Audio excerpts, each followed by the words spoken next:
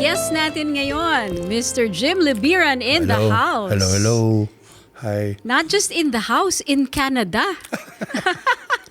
3 weeks pa lang kami 3 dito. weeks, Oo, yay! 3 weeks. Pero 3 weeks pa lang, nakaano ka na ha? You landed a, what do you call that? Yung pinadala mo sa akin? Yung Canadian you already got Arts Council recognition that I'm an artist at saka isa pa that I'm a literary writer and I can access program grants sa any project na maisip ko na maaprobahan nila. Pwede nilang maaprobahan. Yeah. I was So, told ano to about Canadian Arts Council? Yeah. Okay. And then meron Toronto Arts Council and then Scarborough Arts Council. So, ibig sabihin, I'm in a country where they value artists. Exactly. Diba? Oo, yan din yung isa sa mga na-realize ko nga dito na marami kang pwedeng itap kung masipag ka lang talaga. At saka yung paperwork medyo madami din, di ba? I was gonna ask you that. Was it a lot of... So, ganito. Boss natin, hi Ma'am Jen. Si Ma'am Jen, di ba? She told me na, oh my God, ganon, dumating siya rito.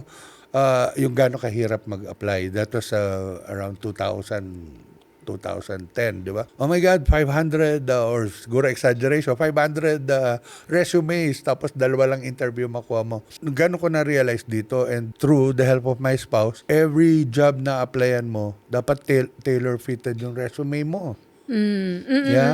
Iibahin mo so, para mas fit. nakaka-apply na ako sa 35 jobs so far at 35 resume na yung nagagawa ko na iba-iba. No? Oo.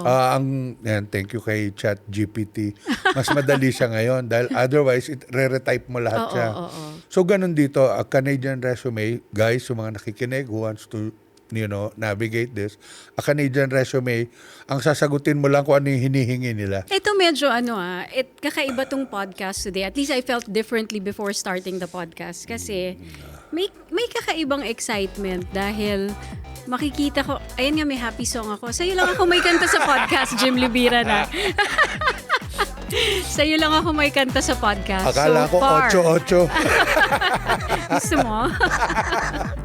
Kasi po kami ni Jim, magkasama kami dati sa ABS at saka sa TV5. Yes.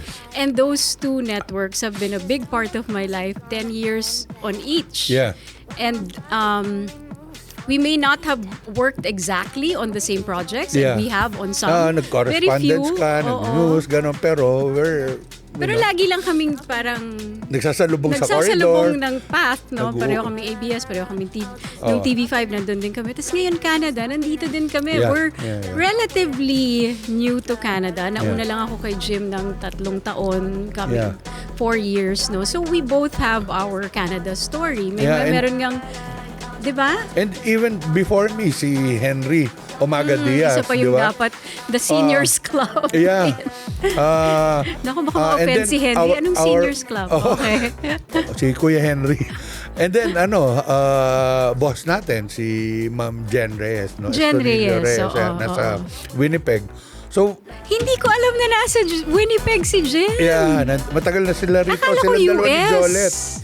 Oh, okay. Oo, na-editor natin. Okay, Hi, Ma'am Jen. Hi, Jolet. Jen and Jolet, Henry, ang giniginaw si Henry ngayon doon sa lugar sa niya. Sa Edmonton, Yeah.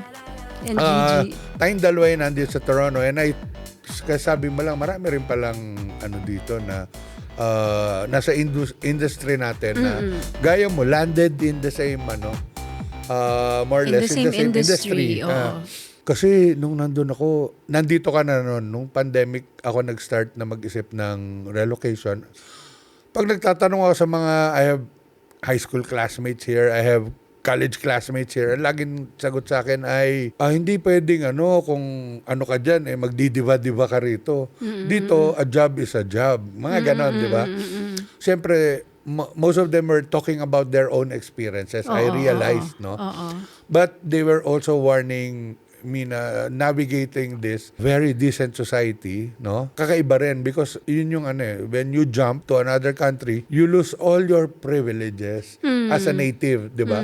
And then you will have to start anew here. So, parang ganon na hindi pa pwedeng diva-diva tayo rito. Yun ang maraming sinasabi ng yung mga advice sa atin pag pupunta tayo dito. And there is value in that. I guess gusto ko rin i-emphasize no, na meron din namang dapat you put value in your experience Oh also. yes, oh my God. Hindi natin na-appreciate yung pinagdadaanan natin sa Pilipinas na it could really mean like yung if you've had advocacies, naging aktivista ka ba or naging active ka ba sa media or sa ganon, yung mga pinuntahan natin bagyo, baha, 'di ba? Ilang baha ang Oo. na Halos lahat ng bagyo sa yung loob mga ng tinayuan 10 ni taon. Cherry na mga baha, maliliit pa lang yung mga baha noon. Ngayon malulunod na si Cherry sa taas ng baha. Ilan yon? Bundok, bulkan, etc. Qualifies us sa mga lipunang gaya nito because of our experience. And hindi mo dapat mamalitin. Never be the first one to like put yourself down or 'di ba? Parang Oo. ganoon eh. It's a great balancing act eh. And ito yung marirealize nga natin, no. Maraming pumupunta sa Canada na bata-bata pa, 20s, Yes, 30s. pangarap ganun, ang dala. Pangarap pa Oo. yung dala. Tapos sa atin na, meron nga ako mga nakakausap dyan, mga doktor. Yeah. Talagang mga surgeons na doon, no, sa pagbalik dito, hindi nila ma-practice dito. Yeah. There's a balancing act because you have to follow the rules of your new land. No? Kung kailangan mo ng certification, go ahead. Yeah. But don't lose that pride of what you have been through at saka yung may kailangang recognition na din doon. So there's pride and humility. Hindi yung, kasi minsan may yabang din ang Pinoy na hindi maganda eh. Yeah. Na kailangan din nating iwanan pag umalis tayo. Actually, kahit anong nasyon na... Kahit anong nationality, may Oo. ganun din. Ano? But I can speak for Filipinos Oo. kasi mas kilala ko yung race na ito. Yung dala-dala mo, na, ang dalhin mo ay yung humble pie mo at saka sipag at tiyaga at yung pagka-diva mo, iwan mo lahat. Huwag mo isama sa bagahe mo, 23 kilos lang ang pwede, di ba? Yun. Ikaw, Cherry, I'm pretty sure nahihirapan kang hindi, anchor na ako, ay CNN, ganon, di ba? Ano yung in-adjust mo psychologically? mahirap pag mas dala-dala mo yung ganong status sa ulo mo eh. Siguro, I'm one of the lucky ones na hindi ko talaga pinapunta sa utak ko yung anchor ako or yung may status akong ganito. Oh. Pero may adjustment pa rin kasi marami pa ring mga, when you say nga it humbles you, 'di ba? Oh. Na dito ikaw mag-makeup sa sarili mo, ikaw magdadala lahat ng gamit mo. Pag bumili ako ng bigas, ako magbubuhat. Wala kang, Doon, may ibig sabihin, driver ako. pag may gagawin ka, wala kang entourage na mga Wala PA kang at saka PA, wala SP, kang, ganon. oo. Oh. Mga, di ba lahat, may researcher ka, may coordinator Yeah. ka. Dito, ikaw gagawa lahat ng ganon. So marami nga nagsasabi na, at naniniwala din ako, hindi para sa lahat yung paglipat. Kung kaya ng katawan mo, isip mo na, this is a new adventure. Yeah. Ako ganun ang tingin ko eh. Parang mahaba pa yung buhay ko, hopefully. Yeah. Yes. At marami pang pwedeng matutunan, marami pang pwedeng adventure. yes. Like you, for example, you're accomplished in the Philippines as a director. Kilala yan si Jim Libiran pagdating sa, pagiging... Wala rin kahit makilala ko sa iba-ibang hindi rin ako yumaman. So, alam mo yun. So, kung nasa Pilipinas ka, mayaman ka na, diva ka na, happy ka na, magturista ka na lang dito, huwag ka na mag-isip lumipat, di ba? Pero puso, isa lang pala metaphor ko puso. Inoperahan ako sa puso and nag-open heart surgery ako and nakita ko yung precariousness ng buhay natin na para pala tayong tumutulay sa 2 building, nakaapak tayo sa plastic. Nakuha mo, dahil one big hospitalization at our senior year, ubos lahat ng savings mo. Hindi ko alam, nag-open heart surgery ka, Jim. How long ago was that? 2019, no? 2017. Before And it was the a big pandemic. sa akin Okay. dahil una, binigyan pa ako ni Lord ng dagdag na buhay, pwede namang kinuha na niya ako. Pero sabi ko, siyempre, nandyan yung, baka may gagawin pa ako. Pero more than that is, I think I have to enjoy my life and buhay pa ako, malakas pa ako. Hopefully, hindi ako lalamigin masyado rito na bigla akong hindi makalakad. Pero there's still so much to discover. Iba yung Cherry na nasa Pilipinas, iba yung Cherry na nasa Canada. With all the conveniences and opportunities this society can afford us, di ba? Filipino citizen pa kami, living in Canada. We're given enough time to decide if we really want to join here. So, Filipino pa kami, puso at isip, di ba? Pero dito ko na-discover what we could have been kung napakahusay ng ating lipunan. Online lang, makaka-apply ka ng trabaho maayos, vetted, wala nang mga palakasan, etc. Dito Yung nga, palakasan, yun ang natatanggal. Yeah, May meritocracy talaga. yeah, kasi, marami diba? rito, magkoconnect ka. Uy, tol, pasok mo naman ako dyan. Oo. Sasabihin lang sa'yo, mag-apply ka online. 'di ba? Kasi walang palakasan dito unless, 'di ba, illegal yung gagawin mo. Pero what we could have been, 'di ba? So, ang dinala ko rito, hindi yung titles ng aking resume na director, nalo, ganun-ganon. Dala ko rito, I know how to do this and that and this. I've done this, I've been to wars, I've been to I can report, I can write, I can ganon. Kung ano yung kaya kong gawin, yun yung dinala ko spiritually at saka psychologically.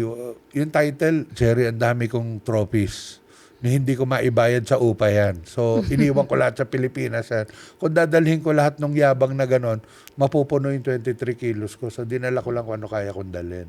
Kamusta na yung 3 weeks mo? How is it now? Maginaw, wala pa yung snow. Sabi ko sa isang friend, rheuma-inducing. Dahil kapag naghugas ka pa ng kamay na malamig. So anyway, navigating ang isang lugar na kapag napakagaan ng transportation, kahit isang oras away, halimbawa itong studio, na parang hindi ka man lang pinawisan dahil, di ba, maganda mong transportation, etc. Natuto na ako wag mag-convert. Oo, kasi eventually, Wala kang hopefully, bibilin pag convert ka. kukompute mo lang ay yung sahod mo tsaka yung ginagastos mo. So, di ba kasi nandito, wala naman akong inaayudahan sa Pilipinas. Nahaya mo na yung mga nandun na mag-ayuda sa kanila. Pero I'm adjusting well. Binabante ako lang sarili ko sa winter. Na nakakulong lahat sa bahay and basically observing kasi ang daming ibang storya dito and hindi lang Pilipino yung mga storya dito and that's what I can do, no? Kung magiging reporter tayo o filmmaker or whatever na i-open up ng society na to sa atin, we have to join the conversation ng immigration, ng multination, ng multiculturalism, di ba? Bisita rin tayo rito, but if we want to be seen, we have to participate. Ang tagal na ng mga Pilipino rito and ngayon lang nagkakaroon ng maayos na representation, di ba? So, alam ko malikot din talaga ang utak ni Jim Lebiran eh. So, ano ang mga naiisip mo dito na pwede nating, yan, yung sinasabi mo na nga ngayon na dapat may representation ng Pilipino. Ano mga na-envision mo ng mga una ko naisip na nasa Pilipinas ako, sobrang permissive ng society na to na nandito head office ng Pornhub, pero naisip ko lang yun. Sabi ko, pwede pag wala nang iba. pero si otherwise, ibig sabihin, parang failure na lang ng imagination natin at saka ng willingness natin. Kung pagdating dito, magre-reklamo pa rin tayo ng di ba? I've been applying sa nag-isip kami ng play, nag-isip kami ng documentary, nag-isip kami ng gano'n, pero lahat yun nasa isip pa lang. Naiwan ko yung almost 1,500 Filipiniana books ko na gusto ko sanang magkaroon ng Filipiniana library dito and I'm willing to, kung sino makakatulong sa akin to bring it here, na pagsamahin natin yung mga libro natin sa isang Alam mo ba, nung nag-storage ako sa Pilipinas, nung pumunta ako dito, ang prioritize ko yung mga Filipiniana books ko. Ito ang kailangan ko talaga i-store. Kasi karamihan, I gave it away na, I donated yung mga it. English, kasi I know we can buy it here. Yung mga English, di ba? Yung mga novels, mga ganon, pinamigay ko na yun. Yung mga English books, di ba? Pero yung mga Filipino written in English, yung mga non-fiction. Yung mga artworks na talagang galing sa... sa Filipino artist. Yun yung mga nakatabi sa akin mahal talaga. Mahal ang storage sa na. Mas mahal dalhin dito. Yeah, I know. So yun nga, we're both gonna figure that out together. Yeah, I've heard that there are Filipinos here are planning to put up a cultural hub. I mean to meet with them. Nandyan lang. Ang pangalan niya, Philbert Wong. Okay. May planong magtayo ng Si Philbert nga yata yung Filipino. binanggit ni Luisa. And I'm willing to donate my books if di ba, he can help us. May kilala tayo sa embassy and they can always say na cultural products to. I have a collection of traditional Filipino blades, swords. Traditional, ethnic. Okay. It would be a good decoration. Naiwan lang doon and sana makuha siya as a cultural item and we can decorate maybe yung basement ng islas or whatever, di ba? I'm willing to para lang magkaroon ng feel ng Pilipinas. Yung mga Phil-Canadians growing up here. The next generation. Masilip nila kung ano yung itong dimension na to ng Philippine Yes, culture. Kasi yes. meron nang nakakasilip nung iba na, lagi yan pag merong hindi Pilipino na magsasabi, we love Filipino food, or we love Filipino tama na yung hospitality, adobo. or we love, Marami pa tayong ibang luto eh. Yun na nga, di ba? Yung parang there's so much more We dimension have to the 300 Filipino varieties culture. of adobo, di ba? Right, right. Well, I was a reporter and also a documentarist in the Philippines. Doon sa mga magulang na nandito na may mga anak ng na adolescent. Ang mga kasama ko na pag nagko-cover ako sa NPA areas, doon ko nakita yung, oh my God, the next generation are looking for their Filipino-ness. Go to the extreme of going to the guerrilla zones. Yeah, I know that. And dito kasi, communism is not bad. It may be vilified, but it's not bad. You're not gonna get killed for it, no? Nagkakaroon yung next generation ng so much desire to know about themselves and their motherland na yung iba umakyat sa bundok, di ba? Yung iba kontento na nasa beaches and pero maybe we can bring a bit of that, hindi yung pagiging guerrilla, pero a bit of that history here.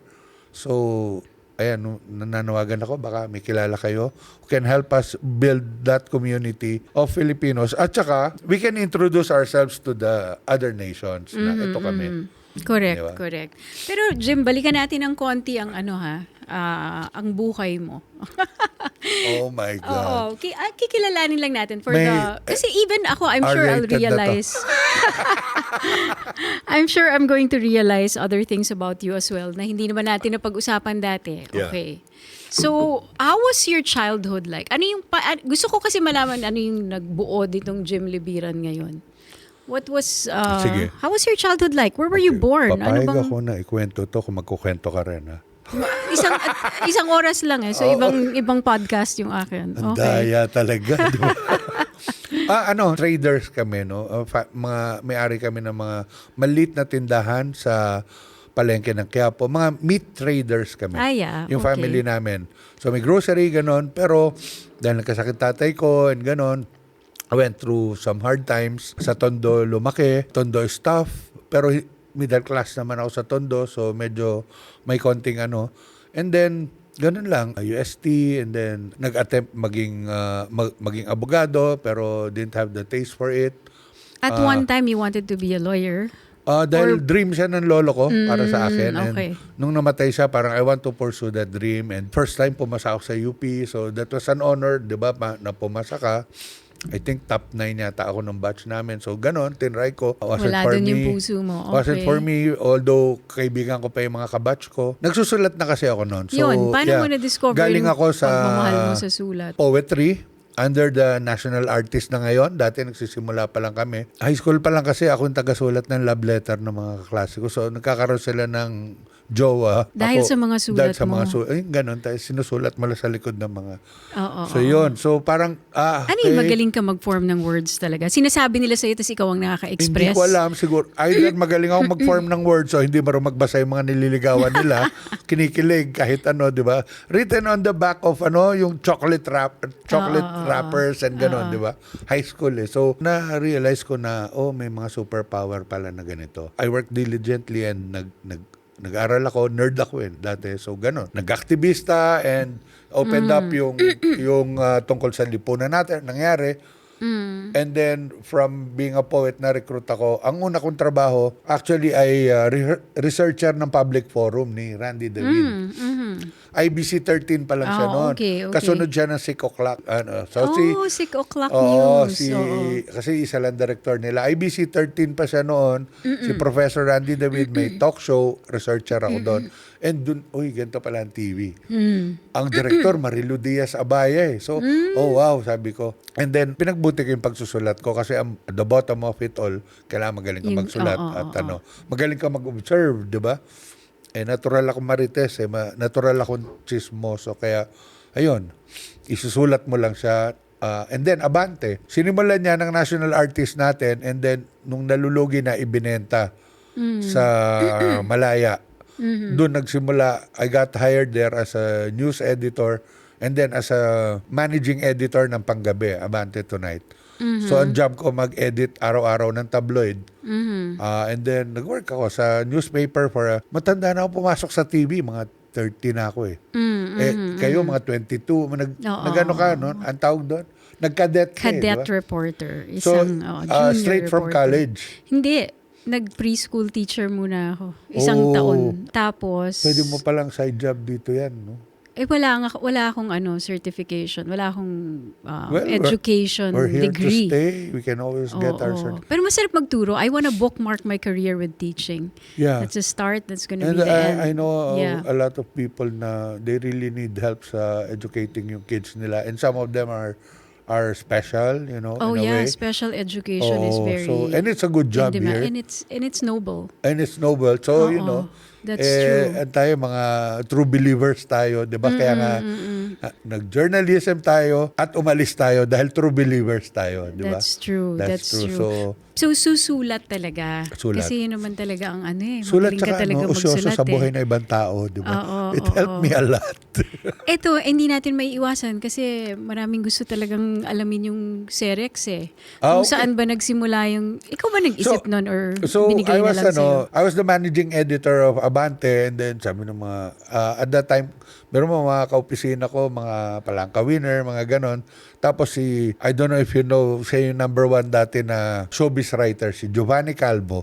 Para siya Oo naman. para siya si Dati OG sa mga- Diaz, Oo. di ba? Magkaibigan kami ni Giovanni, tapos sinabi na lang ng boss namin na news editor ako, sabi ng managing editor, Jim, meron ka ba magsulat ng sex column? Sabi gano'n. Ako, bakit sir? Hindi ko na mahawak yung comics, crossword, at saka yun di ba? Oo. Parang part ng entertainment. Sabi ko, okay naman, kaya ba magsulat ng sex stories? Opo. So hindi nanggaling sa'yo yung idea? Yung idea, hindi, meron na kasi. Si Giovanni Meron ang nagsusulat. si Giovanni. Pero Sabi hindi niya, Serex ang pangalan. ito column niya, wala nagbabasa Sabi ganon.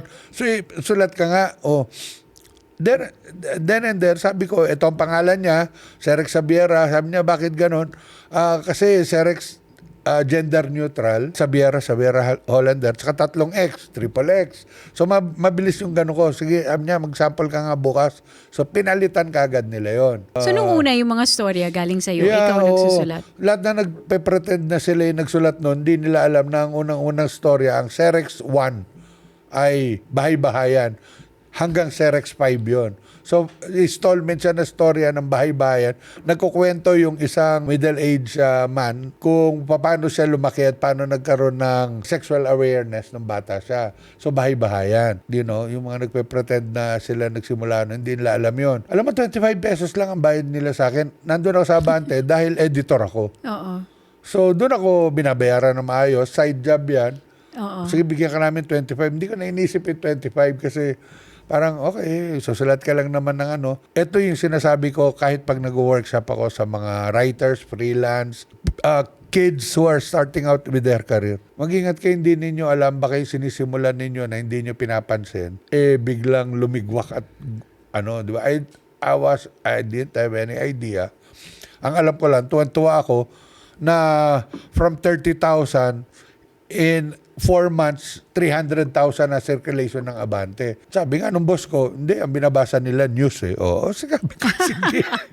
So, yun, ganon. And then, tinanggal ako sa Abante after mga 4 years na doing yung pang-araw, pang-gabi. Dalawa kami ng best friend kong gumagawa. Araw-araw, 25 pesos. Bigla kami tinanggal for...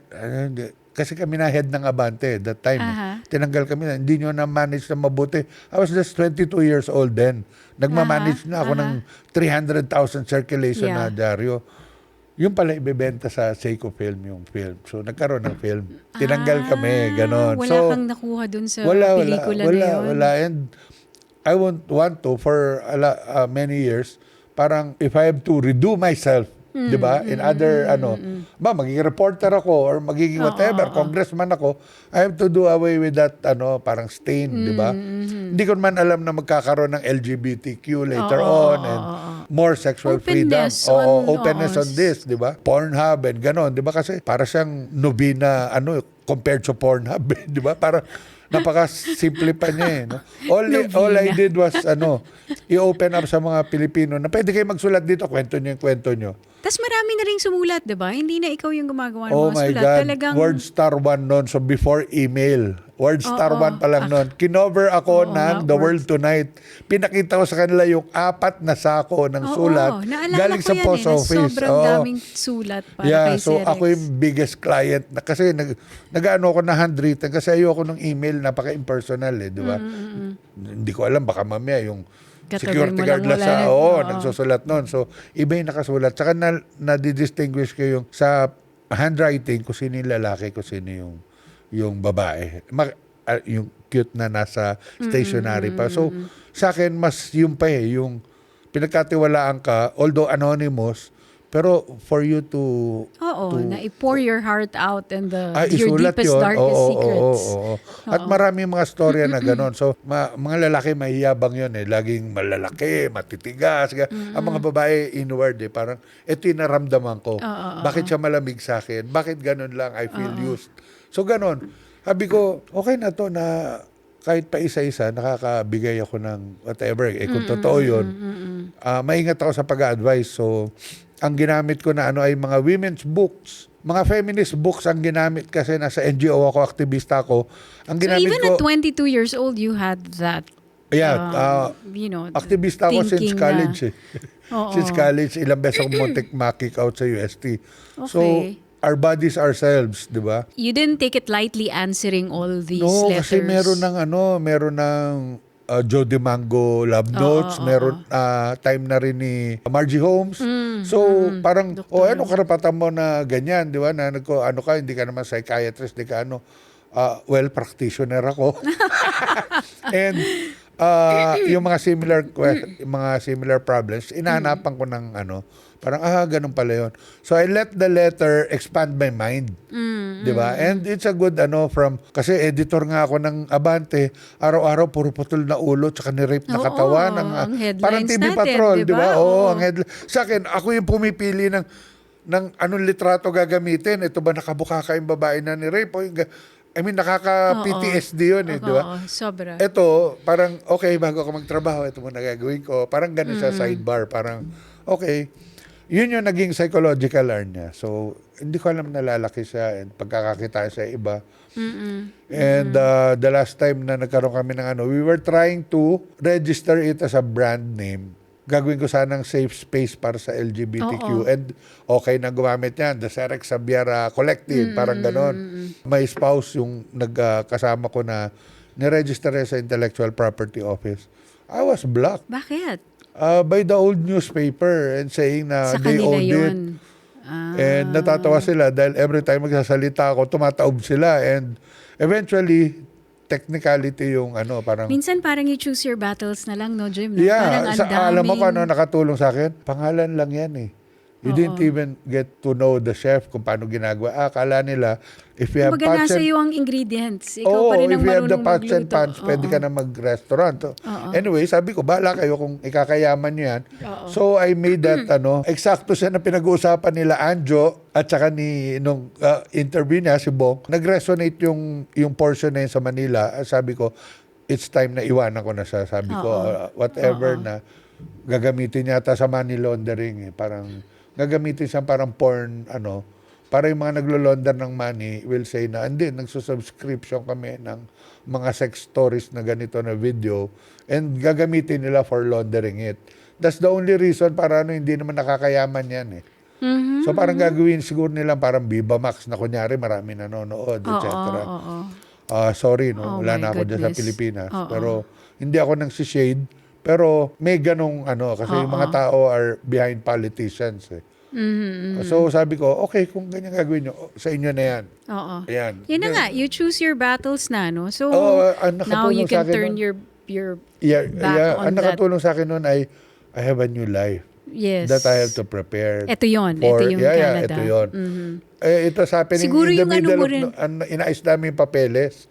I was just quiet and I told them, ang hiningi ko nga lang, sabi ko, why don't you buy it from me? Ako, kailangan ko lang naman, parang pocket money papunta rito and it's not that much, di ba? Yeah. Pero, yun. A little bit of recognition. You deserve it. You know you deserve it. Pero, yun na nga Okay lang sa akin There are- kasi I can always do it again, kung ano man yun, or I can do it for a better purpose. Yeah. Totoo. Pero nakatulong sa akin yung pag-migrate dito sa Canada dahil parang hopefully I will have a new life. Not even a better life eh. Alam ko maginaw dito, alam ko ma-miss mo Pilipinas, pagkain doon, actually hindi. Mahilig ako magkakain ng Western food and I love experimenting and I believe it can be better. It's gonna be hard for the next. Even the other ones tell me this nung bago lang ako. And nahirapan talaga ako. First 2-3 years. In fact, there's someone I interviewed, nurse siya. Grabe yung ups and downs niya dito sa yung Canada story niya. Sabi niya sa akin, Cherry, just give Canada 10 years. Tapos magugustuhan mo. Sabi ko, kailangan talaga 10 years. Ang tagal naman. Pero now that I'm on my 4th year, nare-realize ko, posible yung 10 years parang ganito pero yan it can sa akin. really be good for you. Yeah. Sa akin parang, para kami pangalawang jowa, iniwan mo yung una, pero nakakabit ka pa emotionally at sinusukat mo yung pangalawang mong jowa based sa, bakit siya dati, ganun, ganito, ganun. It's very hard to relocate and yet yung bagahe mo ay yung bansa mo pa rin. Magkaiba yung yardstick eh, magkaiba yung measure. Dapat, hello, wala ka na sa disyerto, nasa dagat ka na. So you should know how to swim. Parang ganon. Hindi sa magaling ako rito, pero yun yung nasa utak ko. So sabi ko nga, ang maganda sa akin is the chance for a new life. Hindi ko sinabing for a better life kasi yung better part will depend on us di ba? Later pa. Baka that's too much to hope for, sandali. Just a new life will be enough ako for ng now. Pinoy Toronto Chenes, Chubanes sa Facebook or mga Torontonians, whatever. May nag-post, kumusta ang buhay ninyo dito sa Paraiso? Oh my God, ang mga sagutan. Paraiso ba to? Na ganon. Yung iba, yes, maayos kami. Two sides di ba? Eto, the Canada you will see is the Canada you bring or the Canada you make. So kung talagang basher ka, wala ka magagawa. Ibabash mo talaga lahat dito. Pero kung sunny na tao ka, galing ka Pilipinas, naranasan natin araw-araw may araw, di ba? Ngumiti ka naman at naintindihan mo yung hirap ng traffic, lahat-lahat, everything will be better. So the Canada you will enjoy here is the Canada you bring. So I'm hopeful. Interviewin mo ako after 5 years kung bisangot na ako, di ba? Ganun, di ba? Pero for now, yun yung fuel na kailangan natin. Ay, nako, talaga. That's good. Alam mo, binasa ko, do you mind if I read your Facebook post? No. A few days ago, nag-post si Jim. In the middle of dinner, I received an email that deeply moved me. The Canada Council for the Arts has officially recognized me as an independent media artist, opening doors for me to apply to their programs. Beyond being a formal approval, it's a validation of my journey. As a filmmaker and writer from the Philippines who recently moved to Canada, starting over in a new country has been both humbling and challenging. Being in my late 50s, I carry decades of experience in storytelling, grassroots initiatives, and media work, but stepping into a different cultural and artistic landscape comes with questions. Ang ganda ng mga tanong mo eh. How do I rebuild from the ground up? Will my voice resonate in a new context? How do I balance the weight of my history with the excitement of starting anew? This recognition from the Canada Council reminds me that reinvention is always possible no matter where or when. It's not simply about funding or eligibility. It's about the confidence that creative work still matters, even as I navigate this new chapter. There's something about being this age and still being open to embarking into a challenge this big, right? Ang conversation sa migration, no, sa diaspora ay yung mga makikipagsapalaran at magtatrabaho para sa pamilya mo, di ba? So, karamihan sa kanila 20s, 30s, gano'n, di ba? At tayo na nakapag-build ka na ng iyong monumento na maliit na molehill, di ba? Or anthill, di ba? Meron ka nang tinutungtungan, bakit may iwanan yan? Parang gano'n. Sabi ko yung molehill na yan, akala mo monumento yan, tahanan ng nuno sa putso yan o whatever, di ba?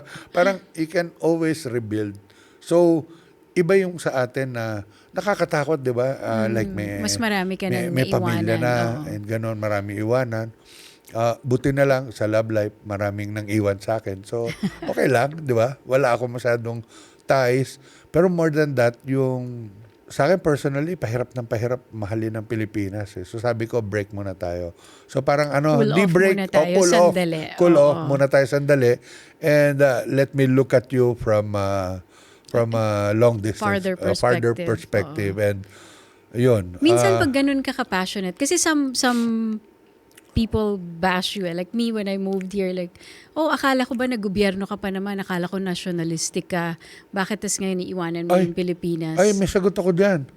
Ang Pilipino, nasa ABS-CBN, ang Pilipino ay nasa buong daigdig. So, wag niyo ako ibabash na nandito ako, iniwan ko Pilipinas. Pangalawa, mabuti akong Kristiyano. Ang ipinamana sa atin ng Diyos ay buong mundo, hindi isang isla, no? So, wag niyo akong doubt me, di ba? Oo. Kung gusto niyo magharapan tayo sa batters, kung gusto ayan, niyo. na-trigger si Direk Jim. Hindi, Nakangiti kasi ako, nakangiti ako. Pero, because that's the passion that you pero have. we have to stop that diba? conversation na, oh my God, hindi pare-pareho mga storya natin sa buhay. Maraming may pumunta rito, maraming mga tumakbo mula sa Pilipinas. And I know some of them na talagang they don't want to leave pero tumakbo sila. Either poverty, politika, whatever, di ba? So, walang ganon. Ako yung una ko na-meet dito na sinabi rito ay, naku, kasasama sa mga Pilipino. Oh my God, ang sakit nun na matanggap ko na advice. Pero alam kong totoo yun na una, mas masasaktan ka pag Pilipino ang nanloko sa'yo. Pero pangalawa, yung the possibility na may manloloko sa yung Pilipino, nakakalungkot yun eh. So, I will raise my hand and, peace tayong lahat. Magtulungan tayo kasi ang daming ibang nasyon and marami tayong mga kasamang Pilipino na who are falling into sa mga singit-singit na baka matulungan natin, di ba? Bago tayo magpadala ng milyon-milyon sa mga binaha sa Pilipinas, marami nalulunod dito sa community natin. Tulungan natin. Mabuti man yung ugali nila o hindi. So, tulungan natin sila, di ba? And tama na yung Pilipino lang yung tinutulungan. Pag merong maging mabuting tao na tayo sa community namin. Multicultural lang community. So, kahit anong nasyon ka, kahit hindi ka Pilipino, kahit puti ka, can I help you?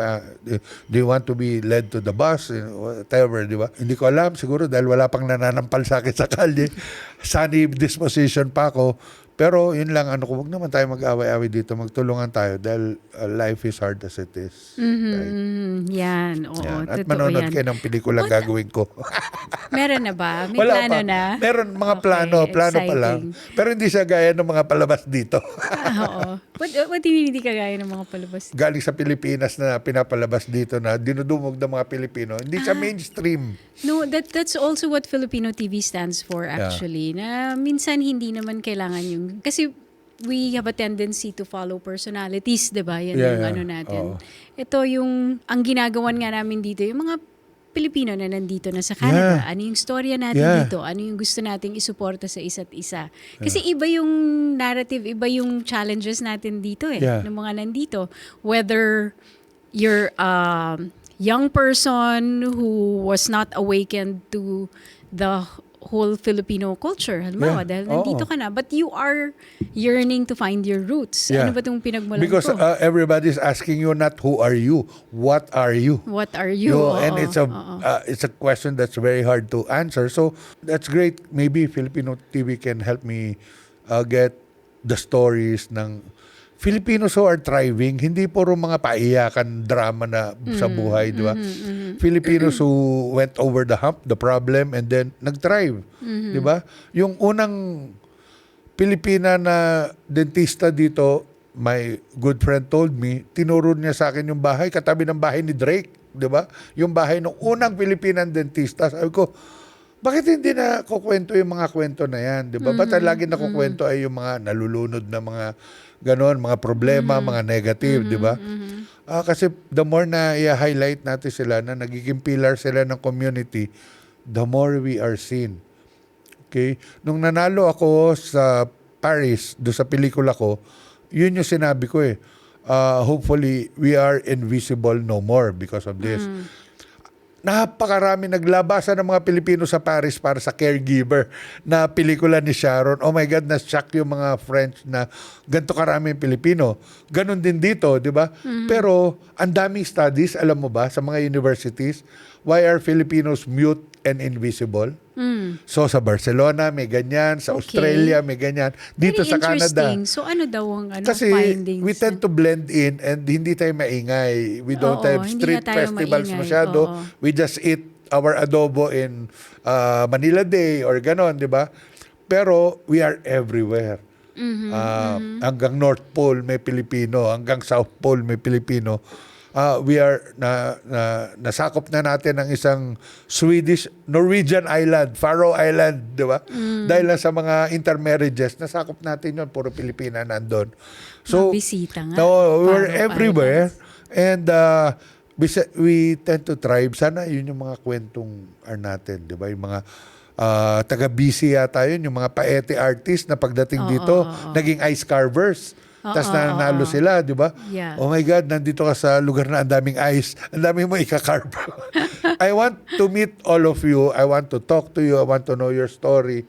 And maybe we can change yung narrative na gano'n. Now, we are actually part of this community. Kaya wag nilang, di ba, whoever is controlling whatever, na they should give importance to us because we also contribute dito sa society na you know, to. ito yung nga yung iniisip ko And more so now that we had this conversation. Kasi di ba, yun yung minsan na ako na baka maraming Pilipino na hindi natutuloy yung dream nila na ipagpatuloy yung buhay nila dito sa Canada because of lack of funds, for example. No? Yeah. Pero kung hindi talaga para sa kanila, then that's good. Yeah. Pero minsan kasi, yun nga, maraming worth yung mga Pilipino na madadagdag natin dito sa bansang to. Nadadamay Hindi tayo ba? sa mga problema ng ibang bansa dito. Kaya, Oo. Yeah, so, Na parang kung pwede lang i-exclude pag-aralan. Pero, yun nga, no, I'm happy to see you. Really, like, I'm happy to see that the passion is still there. The inquisitiveness is still there. Yung para ka pa ring siguro the 22-year-old Jim Libiran, the activista Jim Ngayon ko Libiran lang is still na-realize there. habang gumiginaw, ganito ko, lalo akong palaban. Kailangan para may passion di ba? Oo, mas active kapag maginaw. Oh, Pag ano. Cherry, nag-guest din ako sa'yo dahil I know, sana mapanood to ng mga friends and people I know, community sa Philippines, no, na akala ko sasabihin nila sa akin, iwanan mo na kami rito, paano na gano'n, di ba? Alam mo, sagot sa akin, mga artisto, mga journalists, writers, gano'n. Oo. Buti ka pa. Oo. Makakaalis ka. Oo. So, everybody wants to jump out of that Titanic pero kulang na yung lifeboats. Di ba? So, parang, buti ka pa. Ganun. Lalo na ngayon, may threat ng gera. Guys, maraming ways and I hope most of you or people your kind makaranas ng meron dito. Hindi pa ako positive hindi pa ako bentang-benta, hindi ako poster boy nito, pero ang sarap ng labanan, para kang binigyan ng maayos na basketball court game. Game tayo. Diba? Or yung ng boxing diba? Binigay sa'yo yung infrastructure. Ikaw na bahala mag-try dyan. Actually, parang, tol, lakad mo naman ako dyan. Ang daming beses kong, baka may kilala ka naman dyan. Online. At sagot sa akin, online. Mag-ano ka lang online. So, kung gusto ka nila, kukunin ka nila, etc. So, hindi lang dito yan, sa ibang bansa rin. Yeah. And we'll continue to update each other. Siguro sa mga social media, hindi ako masipag mag-update ng social media ko. Napansin ko nga. Mga 3 buwan bago ako sumagot ng mga chat. Oo, kasi hindi talaga, yun nga, nag-back burner sa akin ng social media. May mga anak ka, diba, na kailangan gawin. I know. Every day, you have all these things and that wasn't really, until now, it's still honestly not part of my priority. Dahil gumaganda yung buhay dito, hindi mo na kailangan masyado ng social media. That and other things. I see the value of sometimes yung sharing nga, no? Like what you have para makatulong sa iba. But like, ang hinahanap ko, face-to-face, community, ganito na usap. Di ba? Ayoko ng mga chat na, sige, tara, let's meet up, let's have coffee, let's talk, let's plan, ganon. Kasi, why? Kasi ang ginaw kailangan mainit di ba? May ginagawa tayo kaysa nakamukmuk tayo sa bahay. And thinking about kailan ako bibigyan ng Diyos ng panalo sa loto. Di ba? Kahit taya ko ng taya araw-araw. Pero anyway, 3 weeks ka pa lang, dami mo nang nagagawa. Dami, 35 resumes, Hindi, 35. lahat ng yan, hindi pa yan achievement, tinatry ko lang. So para akong bagong dating sa bahay, binubuksan ko yung bintana. Uy, may bintana rito. May pinto, may pinto. And in-encourage ko yung kapwa artists. Ang daming artists dito who are doing jobs not related to their art. Sabi ko, tol, sana magkaroon tayo ng window para ganyan. Ito, merong ganito, tol, merong gano'n. Ako pa yung nagsasabi sa kanila. And yung iba parang, hindi naman parang hindi yata tayo tatanggapin dyan. Not until you do it. So sabi ko, tignan natin, hindi pa ako nagmamalaki, nabuksan ko lang yung pinto, na pwede pala to, ganon. Tignan Kasi natin. the others, pag busy ka na sa ginagawa mo araw-araw, may trabaho ka na, hindi mo na nabubuksan yung ibang opportunity, nasisilip na, Yeah. ano kaya, pwede kaya to. Noong nasa Pilipinas, it took me a while para sabihin na, okay, kahit night security guard, ready ako. Alam mo yun? And then, sinabihan ako ni, thank you, Wena Basco. Si Wena Basco na isang artist sa Pilipinas at nasa NGO dito, sinabi niya, no, Jim, aim high ka muna. Pag nag-fail lang yun, tsaka ka bababa. At tsaka ka i-adjust mo. Pero aim high na you do this, you do that. Kaya nalaman ko tong Canadian Tama yan. Arts Council. So dalawa, no? Mangangarap ka, pero ready ka sa Babalansihin mo kabiguan. rin, yes. Diyos ko, galing ka You have Pilipinas, kaya mo tiisin yan, lahat ng yan, di ba? Oo. So, I don't know, balitaan Ganun ko kayo nga, pag oo. Pag in-interview ulit ako ni Cherry dito. Balik ka dito in 3 months, mga 6 months, Yeah. 3 to 6 months, usap tayo ulit, di ba? Yun nga, no? Posible naman talaga. And I'm a living example of that. I Yeah. am practicing what I used to do in the Philippines. Posibleng makapasok dun sa gusto nyo naman na, yun yung level. Oo. Actually, it might not even be the same level. It might be parallel or it might be a little lower. Or it can higher. be Oo, higher. oo. Hindi lang dito, may kaibigan ako sa Australia na maltaas ang posisyon sa isang mall, malaking Yeah, mall development doon. Pagdating niya she's in California. This is another friend. Pagdating niya doon, yun yung sinasabi sa kanya, dapat, ready kang maglinis ng bahay muna. Ready kang mag-scrub ng banyo. Mag-scrub ng banyo, Pagdating niya ganun. doon, she tried. She had to try. You have to look muna doon sa industriya nyo. Kasi pag hindi nyo tinignan, hindi mo talaga kultura makikita. tayo ng humble, di ba, na ibababa mo ang sarili mo sa mata ng Diyos. Oo, sa mata ng Diyos, ibaba mo yung sarili mo. Sa boss mo, wag. Di ba? Ipakilala mo kung sino ka, gaano ka kasipag, gaano ka kagaling, at marunong ka mag-Ingles. Di ba? There's humility and there's also, and that's one thing Canada will teach you. It's to have, at least it taught me, no? Kasi medyo may ganun din ako, yung wrong humility na, hindi naman siguro.